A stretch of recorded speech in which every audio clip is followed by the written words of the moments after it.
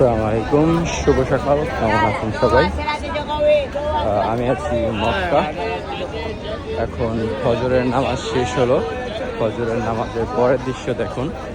হাজিরা মসজিদ আল হারাম থেকে বের হচ্ছে।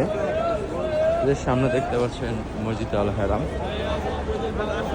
পৃথিবীর বুকে এটাই একমাত্র জায়গা যেখানে 24 ঘন্টা এরকম বিচ থাকে।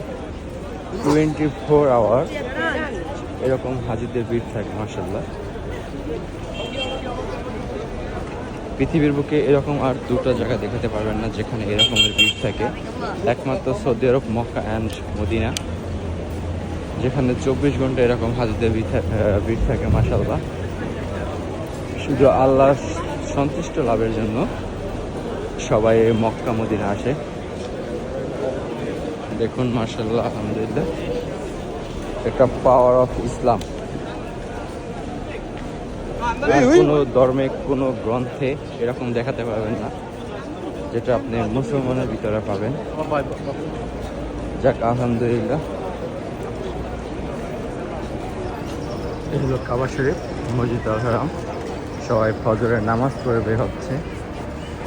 দেখুন অসাধারণ দৃশ্য।